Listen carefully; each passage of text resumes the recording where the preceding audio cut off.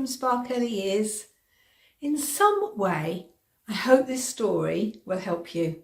Let's talk about the upkeep of learning and development records. What was your experience during your training? Now, I'm moving house and I found a black A4 file with what I must say pages of really neat writing in fountain pen. It was my observation folder from college.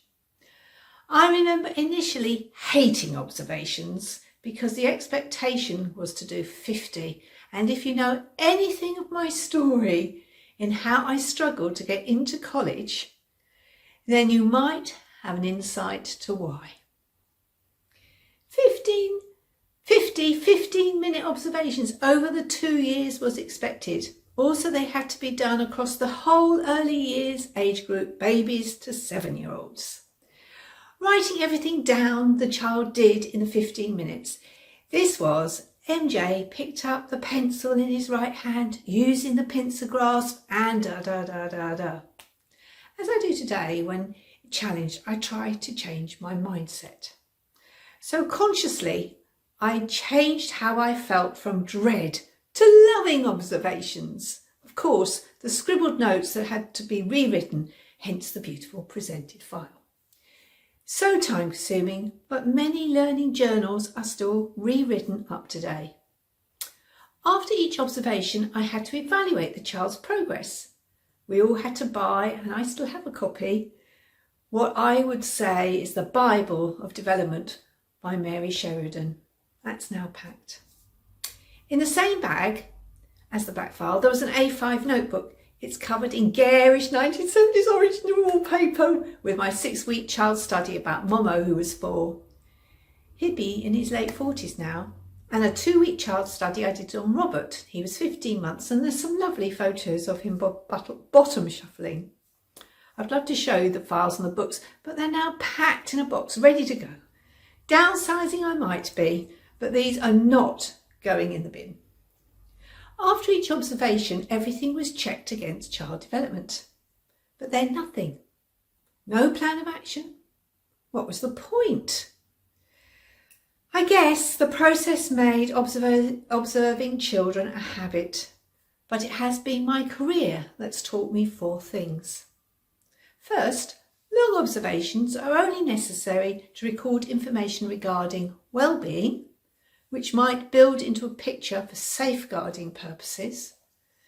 When trying to discover why a child is demonstrating dysregulation through their behaviour, or when supporting a child with additional needs, to find the right strategy or resource to enable them to access the learning and development process.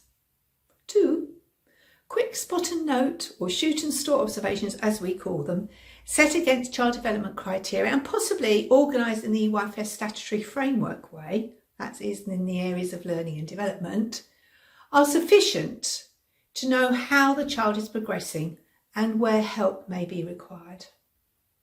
3, observations are no good unless they are used to scaffold learning in ways that will suit the child, following their schemes, how they like to learn, and encompass what has been seen about the child's current interests and where in the environment they like to play. This knowledge also supports the characteristics of effective learning, how children learn how to learn. Then finally, as an owner-manager, I quickly learned that individual educators' skills and aptitude about keeping records are annoyingly different. To combat this, regular quality assurance exercises are important, and that should be quick and easy as management need to get on. Otherwise, equal opportunities for all children across your provision will lack. With the quality assurance information, because we should do more than nothing, we'll give insights in what to celebrate to raise morale, and where basic expectations are set or training needs identified for individuals, teams, or across the provisions. So standards are raised and kept high.